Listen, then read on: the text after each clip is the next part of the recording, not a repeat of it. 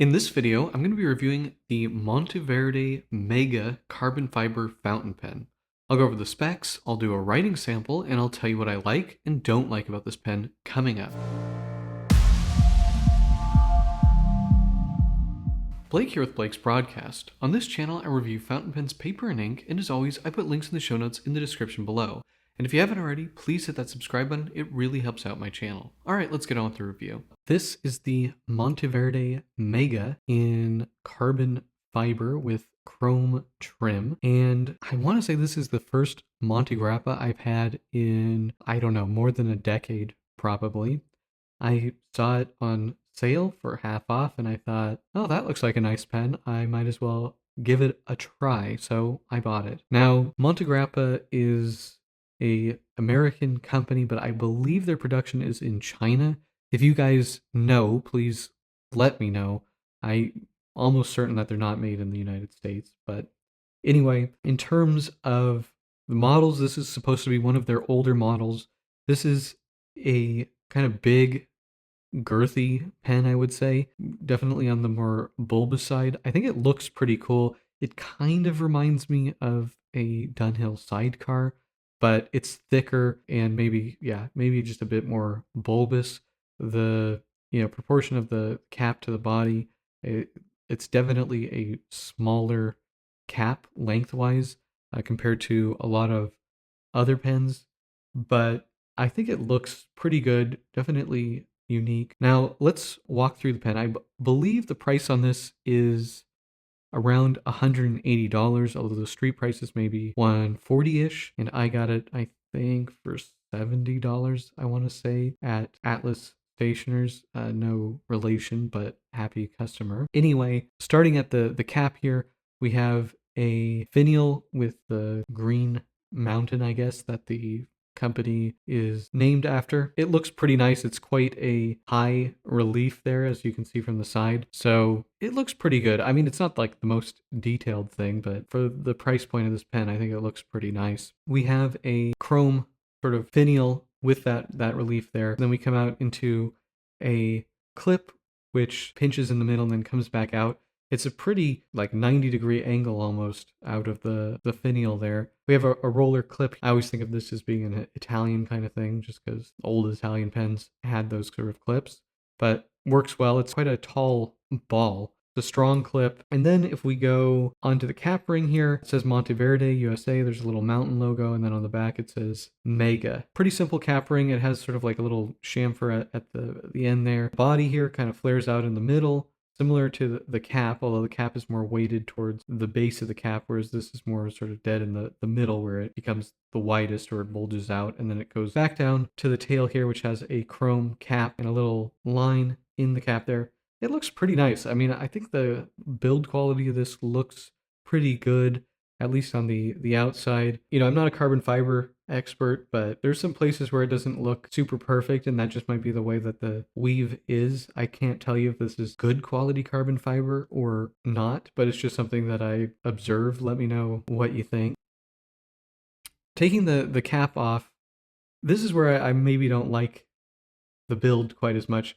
The inside of this cap ring looks kind of dirty and unfinished, especially on the metal.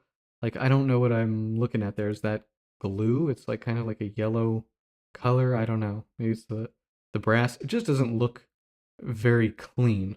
But that's kind of the only build quality thing that I would really point out on this. Now we have a chrome grip section here. Also, the cap is threaded, as you saw, and it's quite a nice size grip section. It tapers down, and then we have sort of a rounded ring kind of on the end to tell you not to grip any further. This is an Omniflex nib from Yovo. It's a number 6 nib. You can see that there are these cutouts that allow the nib to be more flexible. Now, if you don't go with an Omniflex nib, you'll have a Monteverde branded nib, which I think looks a little bit better than this kind of stock Yovo nib, which, even though I know it's the same nib, it just looks a little bit cheap in its unbranded version. It is a number 6 size nib, so it's a big nib, plastic feed. This pen takes a standard cartridge and converter, and it comes with a converter, which is always nice. I believe it also came with 2 cartridges, so I like that. It is, certainly on the expensive side for a steel nib pen, but you do get the Omniflex nib. and you get carbon fiber, which is an expensive material.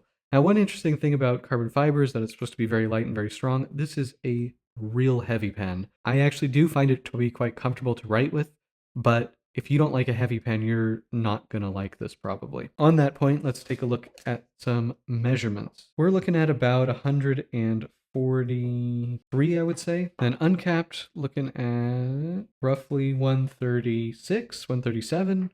Posted, this pen, you can post it. It's not that secure, and that cap is really heavy, so I really don't recommend doing this. I almost don't really need to give you the measurement. I don't think anyone's going to do this, but anyway, it's 173. You're not going to like it posted. So at the widest point here, we're looking at 11.6, 11.5, and then right at the ring, the sort of tightest you would be, 19.4. So that's a big grip section, full-size grip section. Quite nice. It can get a little bit slippery just because it is metal and it's a heavier pen, I would say. So uncapped, and this is with a 75% full converter, 39.67 grams. That's a heavy pen. And 57 grams with the cap. Now, you're not going to write with it with the cap on, or with the cap posted. This is definitely on the heavier side. I was surprised how comfortable I found it. I could write, multiple A4 pages without any fatigue. It balances really well for my hand. If you have smaller hands, it's possible that you won't find the balance as good, but I think for most people, it's actually quite comfortable if you don't mind a little bit of extra weight. In terms of size, this is a big pen. It's a fat pen for sure. This is it with a Pilot vanishing point. Here's a Aurora Epsilon, and then what I would consider to be sort of larger size pens. Here it is with a Joya Bella Vista and a Otto Hoot Design 8 fountain pen. So I would consider certainly the Joya to be an oversized pen. The Design 8 is a pretty big pen. It's skinnier. I think that the Monteverde fits into that kind of oversized category. Today's writing samples can be done on a Mitsubishi bank paper notebook by the Paper Mind. These are really excellent with fountain pens, and for Blake's broadcast viewers and subscribers, you can get 10% off with code BB10 at checkout. All right, let's get to it. This is the Monteverde Mega, and this is the Omniflex Nib, and this is Hiroshi Zuku Konheki. Another excellent ink.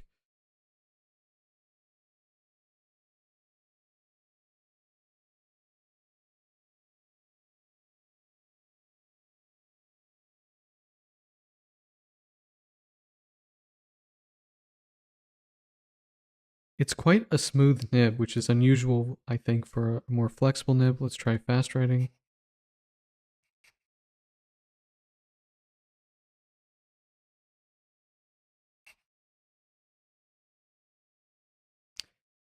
Yeah, we do get some skipping there, but you'd probably never want to write with it that way.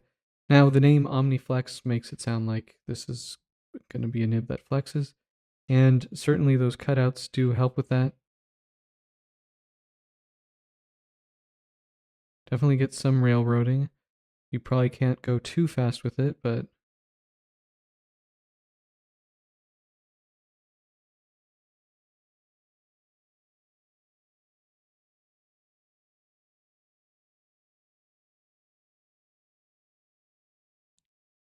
yeah, you definitely get some line variation. I find that when I'm using this normally, though, it doesn't really come through too much. I mean, you can see, look, and the feed kind of keeps up with it, but it's probably much more suited to writing slow, at least if you're going to try and flex it. I know my handwriting is not particularly good. In terms of reverse writing, ooh, that's really scratchy. Gonna cut the paper, I think. It does kind of seem like it can do it, but it's very high on the scratchy side. Okay, overall, I think that this is quite a nice writing nib, and you do get that flexibility when you want it. You know, in terms of reliability, it's been really good, especially for a flexible nib.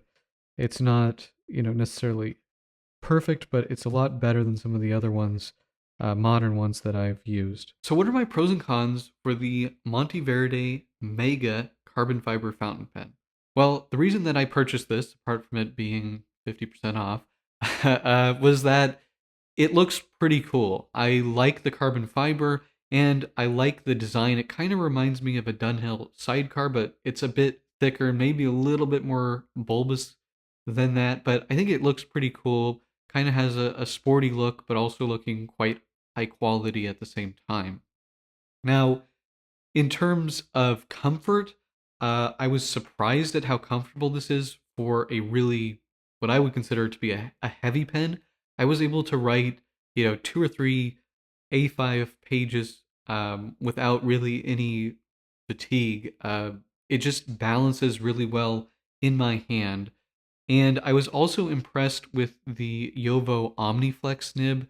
This nib is, relatively flexible for a modern nib, but what impressed me was how smooth it was and how reliably it wrote. A lot of times with modern flex nibs, they're either scratchy or they can be kind of hard starting or hard to get going. And I didn't really have any of that with the Omniflex nib here. So I was really impressed with the performance. Now, I only have one Omniflex nib, so I can't say if I just got a good one or not, but I was impressed overall with the writing performance of this.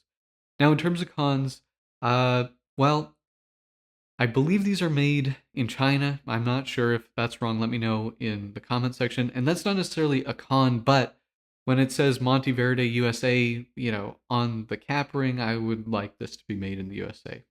It's a small gripe, but that always kind of gets me a little bit.